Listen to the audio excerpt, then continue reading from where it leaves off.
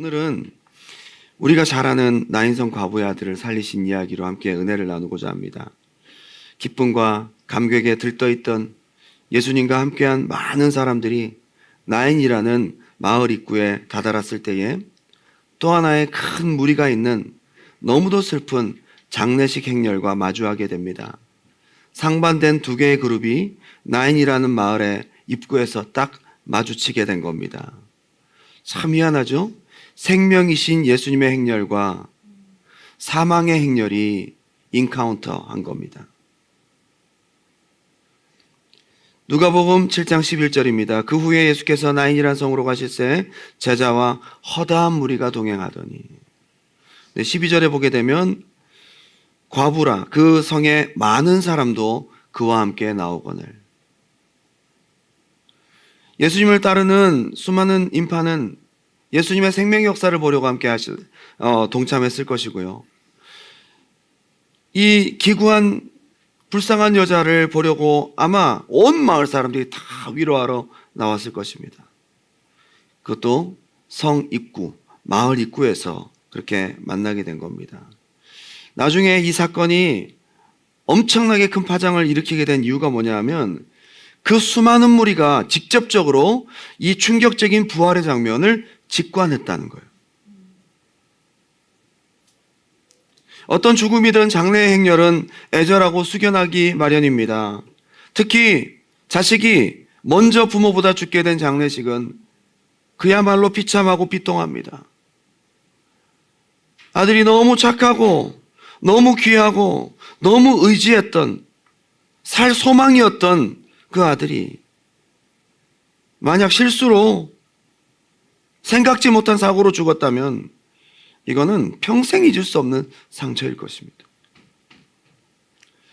예전 저희 마을에 참 아들이 귀하고 말 잘 듣고 착한 아들이라고 소문났는데 그 아들이 그만 사고로 물에 빠져 죽었어요. 평생 그 가슴을 갈기갈기 찢는 상처가 되었을 것입니다.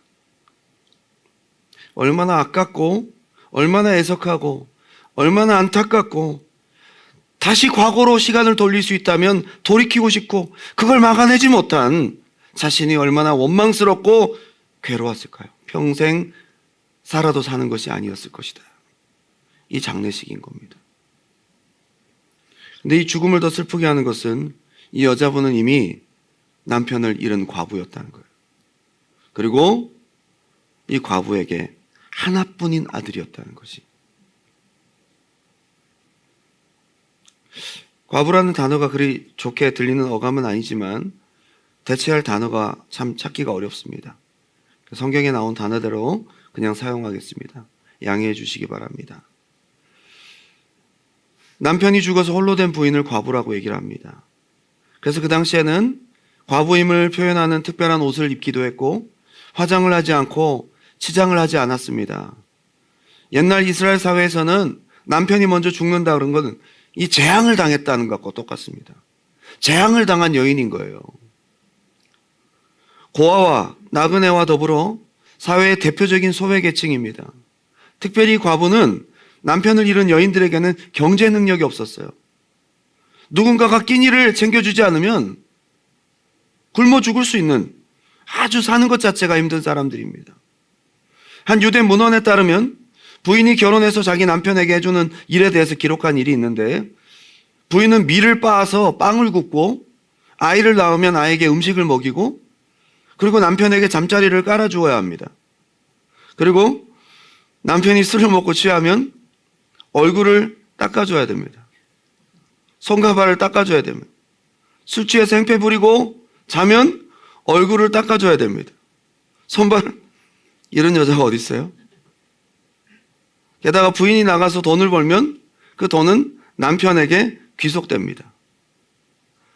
여자의 인권이 보장되지 않던 시대에. 근데 더 비참한 게 뭔지 아세요? 그나마 그 남편이 죽었을 때. 돈을 벌 방법이 없어요. 그래서 생계가 너무 막막하니까 결국 성매매자로 전락하는 경우도 많았다고 합니다. 할 수 있는 게 없으니까요. 죽지 못해 사는 불행한 인생이었다는 거예요. 하나님은 이런 어려운 사람들을 사랑하시고 돌보신다고 하셨습니다. 이들에게 친절을 베푸는 것은 여호와께 꾸이는 것이라고 성경은 표현하고 있습니다. 사도행전에서도 가장 구제해야 될 1순위가 바로 그들이었음을 소개하고 있습니다. 그런데 유일하게 희망이었던 이 호르몬이를 섬겼던 기둥 같은 이 아들이 죽었어요. 결코 위로받을 수 없는 장례식입니다. 누가 위로할 수 있습니까? 누구도 위로를 할 수가 없는 상황입니다. 그런데 우리 주님이 위로하십니다. 복음의 주인이신 예수님을 그 과부는 만나게 됩니다. 가장 복음이 필요했던 여인, 복음의 주인이신 예수님이 만나주셨습니다. 가련한 여인이 예수님을 만나고 복된 소식이 전파된 이야기가 오늘 바로 이 스토리입니다. 오늘 저는 이 복음은 이렇게 시작되었다라고 설명하고 있습니다. 전 두 가지로 함께 은혜를 나눕니다. 첫 번째 한번 따라합시다. 복음의 시작. 뭘까요? 하나님의 긍휼입니다. 복음은 하나님의 긍휼로부터 시작됩니다. 하나님의 불쌍히 여기시는 사랑으로부터 시작된다는 겁니다. 이게 복음의 시작입니다. 복음이 가장 필요했던, 구원자 예수가 가장 절실했던 이 여자에게 시작된 복음의 스토리는 불쌍히 여기신 예수님의 마음으로부터 출발합니다. 누가복음 7장 13절 다 같이 한번 읽어보겠습니다. 시작. 주께서 불쌍히 여기사 울지 말라 하시고, 하나뿐인 아들을 잃은 과부의 슬픈 사건이 놀라운 기적의 사건으로 변화되게 된 출발점이 뭐냐 하면 불쌍히 여기사. 그런데 우리에게 이루어진 복음의 성취, 복음의 스토리도 동일한 출발점을 우리에게 보여주고 있어요. 요한복음 3장 16절 하나님이 세상을 이처럼 사랑하사 죄로 인해서 영원히 죽게 된, 여러분, 죄인이 영원한 지옥에 떨어지는 것이 무슨 위로가 되겠어요? 어떤 위로로 이걸 대체할 수 있겠어요? 죄로 인해서 죽게 된 우리를 불쌍히 여기시고 그냥 두고 보지 아니하시고, 하나님 아버지는 불쌍히 여기사 자기 품속에 있는 독생자를 우리를 위해서 내어주셨어요. 예수님은 그 하늘 보좌를 버리고 우리 인간의 몸을 입으신 것입니다. 이 출발점, 이 엄청난 사건의 출발점이 뭐죠? 죄로 인해 죽게 된 우리를 불쌍히 여기신 것. 죄로 인해서 죽게 된 우리에게 불길에 뛰어든 겁니다. 그 시작은 불쌍한 마음이. 여러분, 그런데 오늘 이 본문이요, 이렇게 시작돼요. 11절에 보게 되면 그 후에 예수께서 나인이라는 성으로 가실새. 그 후에 나인성에 가신 거예요. 어떤 사건 뒤에 나인성으로 가신 거거든요. 바로 앞 본문을 우리가 보니까 백부장의 죽어가던 아인을 살리신 가버나움 이야기가 나옵니다. 가버나움에서 백부장의 아인을 살리시고 그리고 이동한 곳이 나인성이에요. 지도를 한번 보실까요? 가버나움에서, 저 위에 가버나움은 갈릴리 호수 중앙 북쪽에 있습니다. 저기서 나인성까지 가까워 보이지만 40km가 넘는 거리예요. 여러분, 40km 마라톤 거리죠? 그 당시 예수님이 좋은 운동화를 신고 가신 것도 아니고 가죽 샌들을 신고 저 뜨거운 떼약볕 아래로 40km가 넘는 마라톤 거리를 걸어서 가신 겁니다. 누구를 만나려고? 왜? 불쌍히 여기시려고. 그래서 저는요, 이걸 보면서 너무 감동이 되는 거예요. 예수님이 저 먼 거리를 마다하지 않고 가신 거예요. 이 불쌍한 마음은, 불쌍히 여기는 마음은 굉장히 우리를 향해서 강력한 복음의 스토리를 시작하게 합니다. 장례식 행렬을 우연히 보고 불쌍히 여기신 게 아니라는 거예요. 가다가 보니까 장례식이네? 갑자기 보면서 이게 아니라는 거죠. 이미 그 불쌍히 여기는 마음은 오래전부터 시작되었습니다. 여러분이 죄로 인해서 죽게 되었을 때 하나님 살려달라고 기도할 때 그때 그전에 불쌍하지 않다가 불쌍히 여기신 게 아니라 만세 전부터 하나님은 당신을 불쌍히 여기시고 아들을 보내시기로 여러분에게 생명 주시기로 이미 오래전부터 이게 복음의 시작이에요. 너무 감동이 되는 겁니다. 우리를 향한 불쌍한 하나님의 마음은 지속적 감정임을 우리에게 보여주고 있습니다. 왔다 갔다 하는 것이 아니에요. 헤세드의 마음, 변하지 않는, 오래전부터 나를 아셨고 그 우리를 향한 긍휼과 사랑의 마음은 변하지 않고 변하지 않을 것이라는 거예요. 이미 죽은 것이나 마찬가지인 본질상 진노의 대상인 우리를 불쌍히 여기시려고 하늘 보좌 버리시고 인간의 몸을 입고 이 땅에 오셨습니다. 이 엄청난 거리를 좁혀서 오게 된, 이 엄청난 거리를 걸어오게 된 근원이 뭐냐 하면 불쌍한 마음이라. 가만히 보면 누가복음에 면면이 흐르고 있는 복음에 굉장히 중요한 칼라가 있어요. 긍휼이에요. 오늘 이 나인성 과부의 이야기는 이 누가복음에만 나옵니다. 근데 보면요, 나병 환자 불쌍히 여기시는 거예요. 중풍병자 불쌍히 여기시는 거예요. 그 당시 소외된 많은 사람들, 여인들 불쌍히 여기시는 거예요. 7 귀신 들렸던 막달라 마리아 부정한 여인 불쌍히 여기시는 거예요. 누가복음에 특별히 나타난 하나님의 긍휼의 색깔, 칼라가 어디에 나타납니까? 돌아온 당자 이야기. 모든 사람들이 사회에서 벌인 강도, 십자가에 달려 죽을 수밖에 없는 그 강도, 불쌍히 여김 받지 못하고 십자가에 달려 죽어가고 있던 그 사람도 마지막에 불쌍히 여기시는, 이게 복음의 시작이에요. 복음의 칼라입니다. 누가는 이 복음의 색깔을 분명히 이방인들에게 얘기해 주고 싶은 거예요. 어쩌면 소외됐다고 느끼는 수많은 이방인들, 죄 가운데 살았던, 우상을 섬겼던 수많은 이방인들에게 하나님은 너를 불쌍히 여기셔. 하나님은 당신을 환영하셔. 이 복음의 칼라, 복음의 시작인 하나님의 불쌍히 여기시는 긍휼의 색깔을 소개해 주고 있는 겁니다. 하나님은 당신에게 어떤 분이십니까? 오늘 시간 하나님은 당신을 어떻게 보고 계실까요? 불쌍히 여기다라는 것을 헬라어로 스플랑크 니조마이, 헬라어로 그렇게 되어 있어요.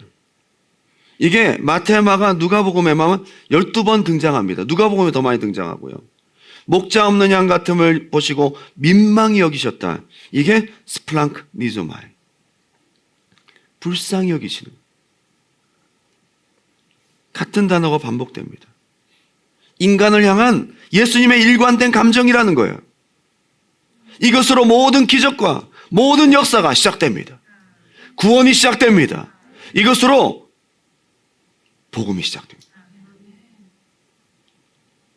불쌍히 여기셨다라는 스플랑크 니조마이, 헬라어 원문의 해석은 창자가 뒤틀리는 고통이라고 학자들이 코멘트를 달았어요.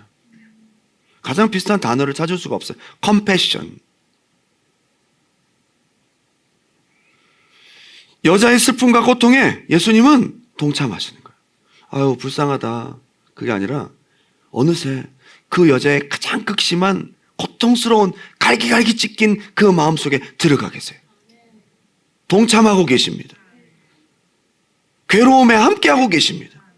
똑같은 느낌, 똑같은 괴로움을 예수님이 짊어지시며 나누십니다. 이것은 십자가에서 보여지는 중보의 모습이기도 합니다.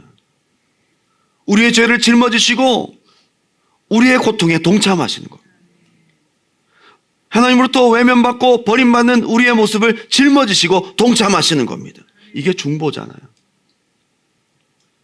우리의 죄로 인해서 영원히 하나님과 분리되어야 되는 그 극심한 고통마저 철저히 동참하고 중보하고 그 등을 내어주시며 우리가 질병으로 고통당하는 이 고통을 채찍에 맞음으로 갈기갈기 온몸이 찢기는 고통을 친히 공감하시고 동참하시면서 긍휼을 표현하신 겁니다. 이게 하나님의 사랑의 칼날, 복음의 색깔이라는 겁니다. 간혹 그리스도인들이 이렇게 생각합니다.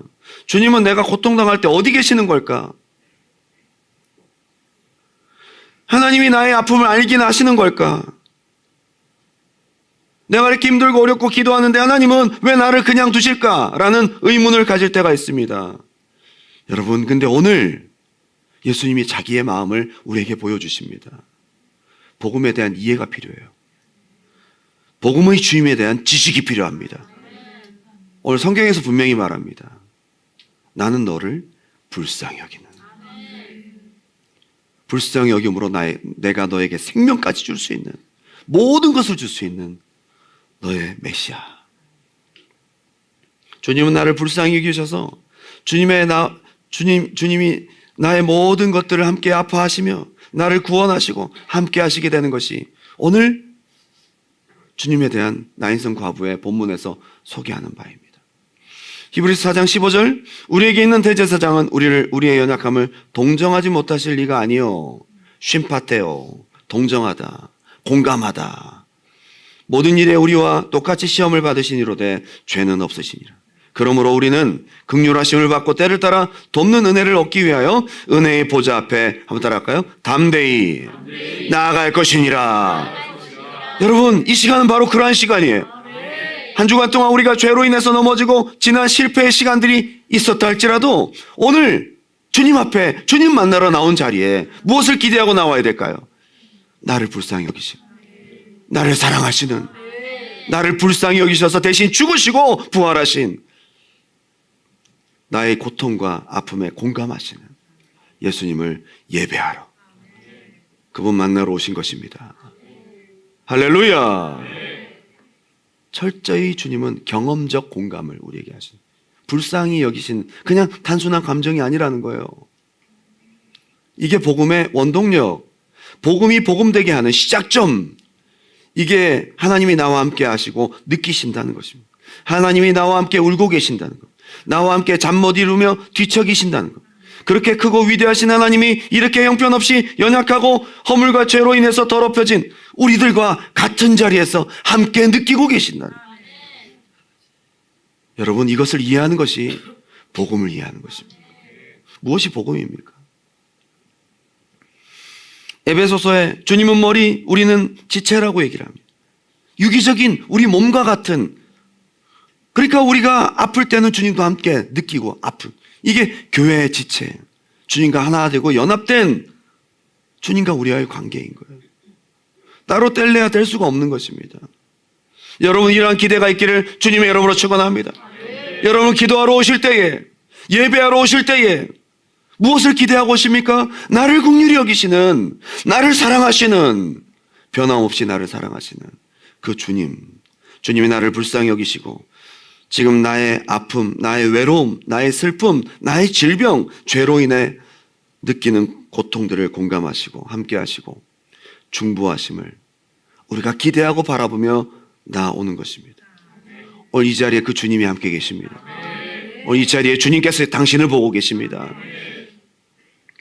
그 주님을 만나는, 그 주님을 느끼는, 그 주님을 예배하는 이 시간 되시길 바랍니다. 저도 질병으로 고통당하고 삶의 수많은 문제로 인생의 어려운 순간을, 삶의 소망을 다 잃어버렸을 때, 그때 주님을 만났을 때 가장 먼저 제가 제 속에서 풀어진 오해가 뭔지 아세요?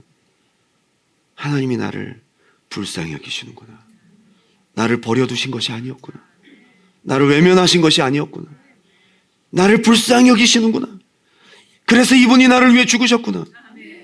그게 내 심령 가운데 부딪혀오기 시작해요. 그리고 저는 복음의 사람이 되었습니다. 나인이라는 이름은요, 즐거운, joyful 이런 뜻이에요. beautiful 이런 뜻이에요. 아마 이 동네가 살기 좋고 농사가 잘 되는 비옥한 땅이었던 것 같아요. 평화로운 마을이었던 것 같아요. 뭐 캐나다에도 보면 토론토에도 벨빌이라는 동네, 벨빌이 아름다운, 아름다운이라는 뜻이에요. 아름다운 동네인 거죠. 나인성이 아마 그랬던 것 같아요. 아이러니하죠? 그 아름다운 동네에서 가장 슬픈 일을 경험한 여인의 이야기잖아요. 여러분, 캐나다가 세계에서 살기 좋은 나라 10대 도시 안에 들어간 10대 나라 안에 한 1, 2등 하지 않을까요? 복지가 좋고 의료가 좋고. 의료가 좋아요? 오 캐나다. 이민자들이 정착하기 좋은 나인이라는 곳이 어쩌면 이 토론토. 근데 남들이 다 이민 오기 좋아하고 오고 싶어하고 아름답다고 소문난 이곳에서 나의 삶은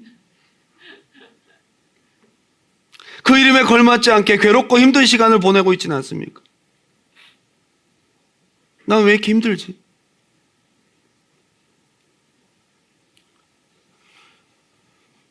오늘 주님의 긍휼히 여기심을 맛보고 경험하는 저와 여러분이 되기를 주님의 이름으로 축원합니다. 하나님의 긍휼로부터 복음은 시작되었습니다. 우리가 잘못 알고 있는 하나님에 대한 지식들, 현실로 힘든 어려움으로 셀로판지 안경을 끼고 하나님을 삐딱하게 보는 우리의 시각들이 다시 한번 바로 잡히는 시간 되기 바랍니다. 두 번째는 긍휼은 곧 생명과 구원으로 성취된다. 긍휼에서 멈추지 않아요. 긍휼에서 시작된 것이 결국 그 아들을 살리고 그를 구원하는 놀라운 역사, 복음의 완성으로 이어진다는 겁니다. 나인성 과부의 아들을 살리신 주님의 복음의 역사는 7개의 동사로 이루어져 있습니다. 7개의 동사. 주님의 움직임이거든요. 과부를 보시고 불쌍히 여기시는 2개의 동사 뒤에 5개의 동사가 중요하게 위치하고 있습니다. 불쌍히 여기셔서 그 다음에 나타나는 5개의 동사는 뭐죠? 울지 마라. 위로하십니다. 울지 마라. 위로하십니다. 그 다음은요, 가까이 가서. 주님이 여러분 보좌에서 그냥 울고만 계시고 멀리 하시는 분이 아니시라 가까이 오신다는 거예요. 가까이 와서. 그 다음에요, 그 관에 손을 대시니. 이게 놀라운 거예요. 시체에 손을 대면 어떻게 되죠? 7일간 부정한 자가 됩니다. 율법을 모르시는 분이 아니잖아요. 이건 뭘까요? 내가 이 부정함을 동참하겠다. 짊어지겠다. 그리고 예수께서 이르시되 청년아 내가 네게 이르노니 일어나라. 말씀으로 살리는, 구원하시는, 마지막으로 뭐죠? 살아난 그를 어머니에게 주시니. 모든 슬픔과 고통을 해결하시는 마무리까지 불쌍히 여기시는 주님의 마음으로 시작된 복음의 역사는 끝까지 성취되는 것입니다. 우리 하나님 살아계세요. 여러분을 그냥 두고 보지 않으십니다. 이게 복음인 거죠. 불쌍히 여기서는 끝나는 것은 복음이 아닌 거죠. 누가복음 7장 13절 주께서 과부를 보시고 불쌍히 여기사 울지 말라 하시고 가까이 가서 그 관에 손을 대시니 맨 자들이 서는지라. 여러분, 장래 행렬을 누가 멈춰요? 주님만이 멈추실 수 있어요. 주님만이. 할렐루야. 여러분, 죽음의 길, 영원한 멸망의 길을 그 누구도 멈출 수 없어요. 누구만 멈출 수 있어요? 주님만이. 주님만이. 이게 복음인 거잖아요. 죽은 시신에게 일어나라고 생명의 말씀을 선포하십니다. 그리고 살아난 아들을 어머니에게 주십니다. 이것이 인간의 위로가 아닌, 말뿐인 무능한 인간의 위로가 아닌 주님의 긍휼과 위로인 것입니다. 이걸 아는 것이 복음이라는 거예요. 사탄은 어려움을 당하는 당신을 시험하고 정체성을 흔들면서 하나님이 네 문제 아시긴 하셔? 네 아픔을 돌아보긴 하셔? 하나님이 널 사랑하시면 언제까지 네가 힘들고 어려울 거야? 야, 하나님 너 하나까지 신경 쓸 겨를이 없으셔. 이건 복음과 전혀 상관없는, 누가복음에 소개하고 있는 예수님이 아닌 거죠. 우리가 자주 하는 말 있죠. 아이고, 하늘도 무심하시지. 예, 하늘은 무심합니다. 주님은 무심하지 않습니다. 주님은 그렇지 않다는 거예요. 우리가 누굴 믿습니까? 보좌에 앉아서 울기나 하시는 무능한 하나님으로 저도 생각했어요. 저 멀고 먼 보좌에서 앉아서 울기나 하셔. 울지 마세요. 아무런 도움도 안 되는 그런 하나님으로 생각이 됐다고. 주님을 만나기 전에는 오해였어요. 우리 눈에 안 보이고 손에 안 잡히니까 내 마음대로 주님을 생각하는 거예요. 여기 오늘 어떻게 얘기하고 있습니까? 나를 보시고 불쌍히 여기시고 가까이 오셔서 손을 대시고 말씀하시고 일으키시고 구원하시고 건져주시는 우리의 예수님.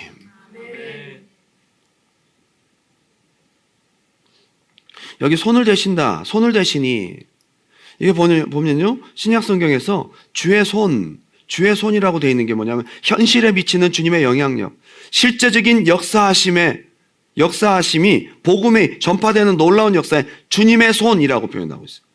현실과 실제에 미치는 주님의 영향력, 영계에만 머물러 계신 분이 아니라 현실에 미치는 그분의 실제적인 영향력, 주님의 손. 사도행전 11장 19절, 이것도 누가가 썼잖아요. 누가는 지금 이 주님의 손을 대신다는 것을요, 굉장히 복음적인 주님의 개입으로 소개하고 있는 거예요. 근데 사도행전 11장 19절에도 나타납니다. 그때에 스데반의 일로 일어난 환란으로 말미암아 흩어진 자들이 베니게와 구브로와 안디옥까지 이르러 유대인에게만 말씀을 전하는데, 그 중에 구브로와 구레네 몇 사람이 안디옥에 이르러 헬라인에게도 말하여 주의 예수를 전파하니 주의 손이 그들과 함께 하심에 수많은 사람들이 믿고 주께 돌아오더라. 주님의 손길은 오늘날 저와 여러분에게도 미치고 있습니다. 이게 복음의 역사입니다. 역사입니다. 긍휼히 여기신 주님은 여러분에게 손을 대신다는, 여러분을 만지신다는 거예요. 오늘 시간 예배가, 설교가 끝나고 짧게 기도하는 이 시간, 이 자리에 계신 주님을 바라보면서 나를 불쌍히 여기신 주님 앞에, 주님, 눈에 보이지 않고 손에 잡히지 않지만 주님의 손길은 여러분에게 다가갈 줄 믿습니다. 여러분의 마음을, 여러분의 현실을, 여러분의 문제를 실제로 만지신다고 오늘 얘기를 하고 있습니다. 그래서 주님의 긍휼은 이렇게 이어지는 거예요. 참 저는 이걸 묵상하면서 우리 인간은 특히 주님의 손길이 필요한 존재로 만들어졌어요.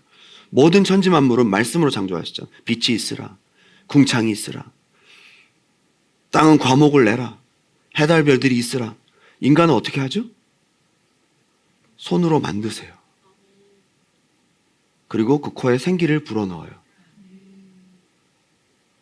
최초의 우리 인간은 주님의 손길이 필요한 존재로 만들어졌고, 주님이 만져주시는 존재가 우리가. 당신을 불쌍히 여기실 뿐만 아니라 주님은 당신을 만져주시는 분.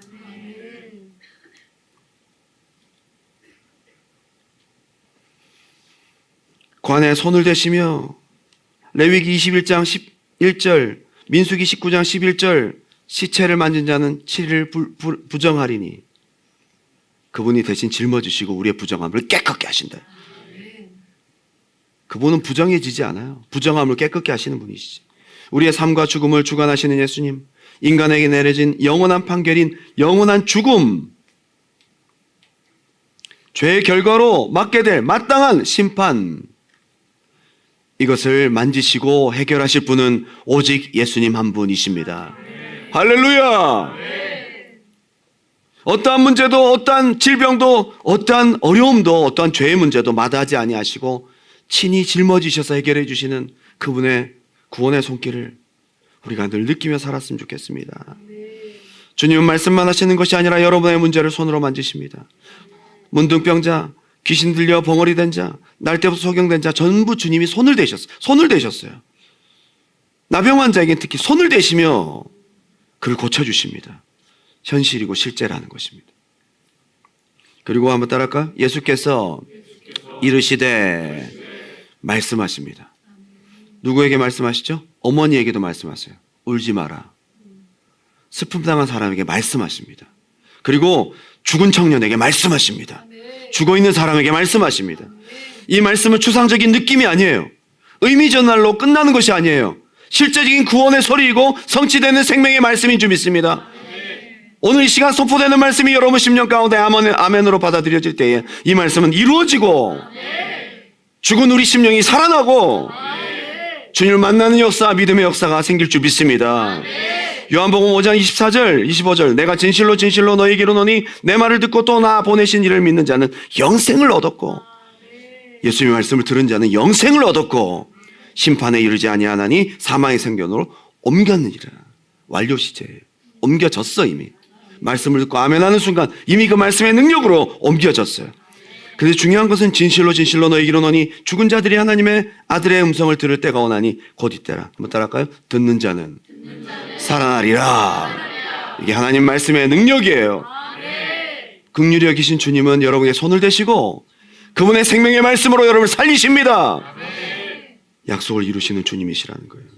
주님의 말씀은 정서적 위로에 끝나지 않아요. 여러분, 정서적 위로와 문화적인 정서 함양을 위해서 교회 오지 마시고, 그런 분들은 안 계시겠지만 마음을 평안하게 해서, 그래 교회 가서 졸아도 자도 교회 가서 앉아 있어도 교회 가서 그래도 교회 와서, 그 아니라 하나님 말씀을 하나님 말씀으로 듣기 위해서 그 말씀을 믿음으로 받아들이고 이 말씀이 우리 안에 생명되도록 믿으시길 바랍니다. 주님이 당신에게 주시는 레마의 말씀, 그것은 바로 생명, 구원, 성취, 실제라는 것입니다. 전 이걸 믿습니다. 예배 시간에 부족한 종이 주님의 말씀을 의지하고 서서 선포할 때에 주의 종을 통해 주님이 지금 나에게 레마로 말씀하시고 저건 내게 주신 말씀이구나 아멘으로 받을 때에 죽은 청년이 살아나는 역사예요. 우리 죽은 심령이 살아나는 역사예요. 문제가 해결되는 역사, 질병이 치료되는 역사, 여러분 영혼이 구원받는 역사가 실제적으로 나타나게 된다. 여러분 나인성 과부의 사건, 죽은 아들이 살아난 이 사건은 옛날 이야기, 하나의 실화가 아니에요. 이 시간에도 주님이 여전히 역사하고 계신 주님의 구원의 방식입니다. 누가는 의사예요. 의사. 그냥 뭐 무턱대고 이 사람이 죽었는지 살았는지를 판단할 수 있는 게 의사잖아요. 죽은 지 오래된 사람이에요. 장례식 일정이 있잖아요. 장례식 마지막 날 이제 하관하러 가는 거예요. 확실히 죽은 사람이 살아난 거예요. 말도 안 되는 이야기를 믿으라고 누가복음을 써보낼 만큼 우둔한 사람이 아니에요. 확실히 죽은 사람이에요. 확실히 살은 사람이에요. 말씀을 통해 부활의 역사, 생명의 역사, 창조의 역사, 구원의 역사가 나타났다는 것이 수많은 무리들 눈앞에서 현실화된 것을 누가는 기록하고 있습니다.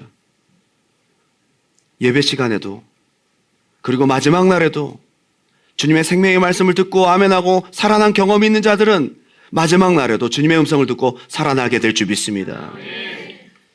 결론을 맺겠습니다. 누가복음 7장 16절 다 같이 한번 읽어볼까요? 누가복음 7장 16절 큰 소리로 읽겠습니다. 시작.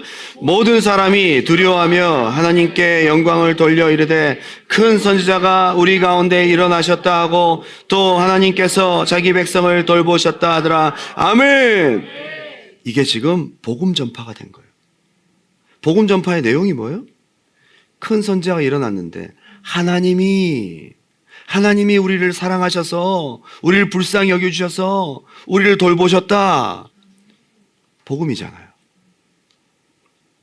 근데 여기 큰 선지자라고 하는데 사람들은 아마 엘리야를 생각했을 거예요. 엘리야도 사르밧 과부의 아들을 살리잖아요. 엘리야도 과부의 아들을 살리잖아요. 엘리야를 생각했을 거라고요. 근데 여기 큰 선지자라고 돼 있거든요. 엘리야보다 더 큰 거죠. 엘리야는 죽은 지 얼마 되지 않아서 바로 죽은 지 얼마 안 돼서 바로 살렸잖아요. 예수님은 이미 죽은 지 시간이 한참 지난 다음에 살렸잖아요. 엘리야보다 큰 겁니다. 엘리야는 여러 차례 하나님께 기도해서 하나님이 살려주신 걸로 되지만 예수님은 직접 하나님이신 거예요. 예수님 직접 말씀하셔서 살렸어요. 누구에게 기도하지 않았어요. 직접 말씀하셔서 살렸어요. 선지자보다 큰 겁니다. 엘리야는 7번 죽은 아이 위에 누웠어요. 일어났어요. 누웠어요. 일어났어요. 7번을. 근데 예수님은 한 번의 말씀의 선포로 그가 살아났습니다. 이미 떠난 그의 영이 돌아온 거예요. 놀라운 역사입니다. 놀라운 역사입니다. 그리고 17절 다 같이 읽어볼까요? 시작. 예수께 대한 이 소문이 온 유대와 사방에 두루 퍼지니라. 아멘. 이게 복음 전파입니다. 우리가 지금까지 복음의 내용을 본 거예요. 복음의 내용은 무엇입니까? 한번 따라합시다. 하나님이 나를 불쌍히 여기십니다. 사랑하십니다. 하나님이 나를 살리십니다. 이게 복음의 내용인 거예요. 이 복음이 주님의 사랑과 긍휼이, 주님의 실제적인 손길이, 그분의 살아있는 생명의 말씀이 저와 여러분에게 전파되어지고 이 생명이 우리의 삶을 살게 하는 아름다운 복음적 삶이 되시기를 주님의 이름으로 축원합니다.